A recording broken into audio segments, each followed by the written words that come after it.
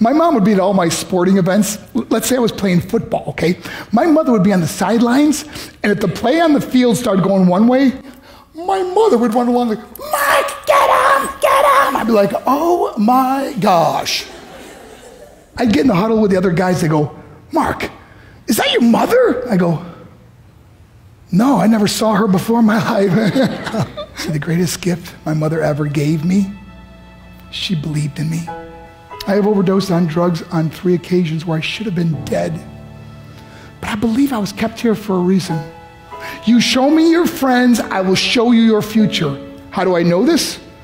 I hung out with losers, and I became the biggest loser of them all because I gave up everything I dreamt about as a little boy because of who I chose to surround myself with.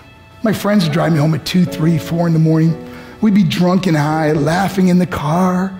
We'd pull up in front of my house in New York. They go, Mark, the light's on. I go, oh man, my mother's up. See, my mom wouldn't go to bed until she knew her son was still alive.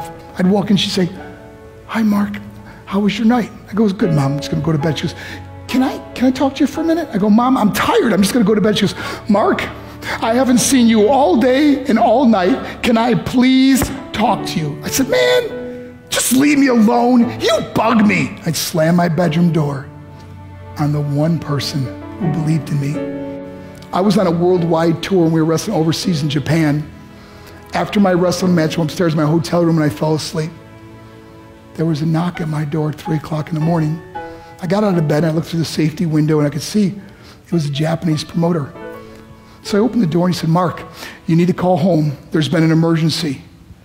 I went and got on the hotel room phone. I called back to the United States and said, hey, what's going on? They said, Mark, I don't know how to tell you this. I said, just tell me what happened. All of a sudden they started crying. They go, Mark, I can't tell you. I said, just say it. They said, Mark, your mother died. I just threw the phone down. I ran out of my hotel room.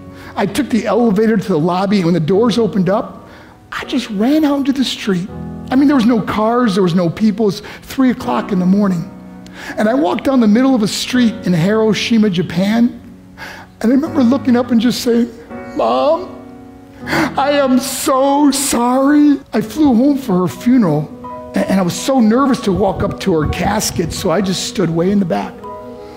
And I kept looking from a distance. I kept thinking to myself, Mom, please wake up. Please get up. And then I finally got the nerve to walk up to her. And as I got closer, I could see my mom for the first time. I mean, she was so beautiful. She was dressed in white. I mean, she looked like an angel. And I just stood over it. I said, Mom, you are my hero. Everything I am, everything I hope to be was because of you. You loved me so much. You gave me a life. You're the only one that ever believed in me. How did I repay her? By getting drunk, by getting high, by getting stupid, by hanging out with losers? For what? All she ever wanted to do was talk to me.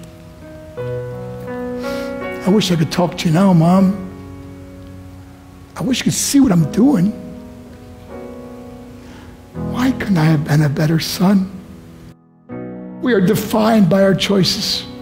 But if you surround yourself with people involved in drugs and alcohol and pills, it's a dead end. I'm not here to preach to you. I'm here to tell you I lived that life. It leads to broken hearts, broken relationships, broken dreams, and death. For what? To get high? If you have a mother or a father, when you go home, tell them how much you love them. See, my whole life was about being rich and famous. I had to be a millionaire. I had to win the race. I had to win the race at the expense of my marriage, my family, my friends. For what? To be all alone in the world? I learned what is truly important, and that is how precious this gift of life is, and our families, and how quickly it can be taken away. See, I no longer live in time, I live in moments. See, it's not what's in your pocket that matters. It's what's in your heart that truly matters. Love Love is just a word until somebody comes along and gives it meaning. You're the meaning.